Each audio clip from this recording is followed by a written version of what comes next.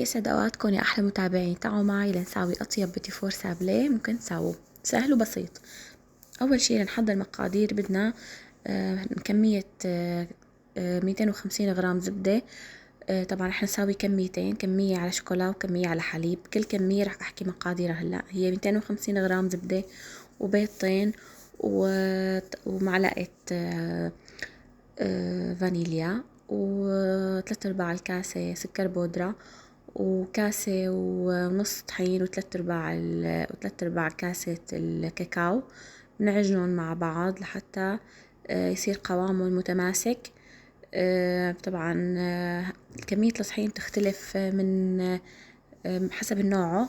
انتو لازم تستخدموا حواسكم ونظركم، يعني لازم العجينة تكون معنا متماسكة وبنفس الوقت ما تكون قاسية، وهيك يكون قوامها. بعدين بنجيب الكمية الثانية، هي كمان 250 غرام زبدة، ونفس الوصفة بنحط لها بيضتين. وبدل ما نستخدم الكاكاو بدنا نحط هالمرة بس كوبين وربع، عفوا كاستين وربع طحين. يعني نحن شلنا كمية الكاكاو وزودنا كمية الطحين، وبالإضافة كمان للفانيليا. بنخلطهم كلهم مع بعض كمان لحتى يتجانسوا. بعدين بنعجنهم بإيدنا. طبعا بعد ما عجناهم بنحطهم شوي بالبراد.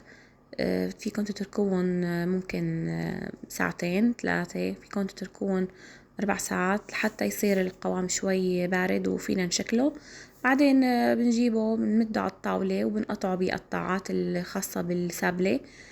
فيكن انتو تختاروا اي شكل بدكن، يا دوائر، نجمات، اشكال متعددة فيكن تستخدموها. طبعا لازم وقت تقطعوا السابلة يكون القطع عندكن عددها زوجي، مشان لانه بعدين لما بتشوون وتزينوهم بدكن يكون عندكن 2 من كل شكل.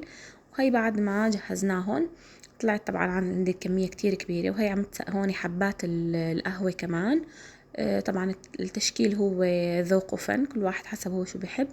وحميت الفرن على اعلى درجة حرارة من تحت ومن فوق، وحطيتهم بالنص وطلعتهم بعد ما اخذوا لون كتير كتير كتير لون فاتح.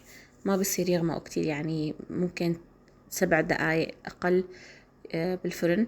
وهي جبت مواد للتزيين، هي مشمش وفستق اخضر وشوكولا بيضة وشوكولا شوكولا سودا، وبلشت ازينهم وهيك. طبعا تزيين حرية شخصية، كل واحد حسب ذوقه وكيف بحب. طبعا انا بالنسبة لي بحب اكتر شي المربى، هو اطيب شي بهاي الوصفة.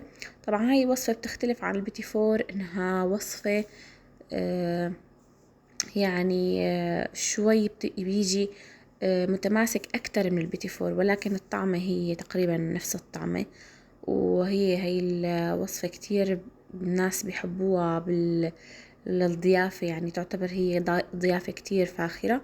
وهي النتيجة النهائية بعد ما زينتها. بتمنى انه تعجبكم الوصفة وتدعموني وتشتركوا بقناتي على اليوتيوب وتتابعوني، تعملوا لي سبسكرايب وتحطوا لي لايك اذا حبيتوا الوصفة مشان انزلكم وصفات جديدة. وشكرا لكم على المشاهدة، وبتمنى تضلوا بخير. باي باي.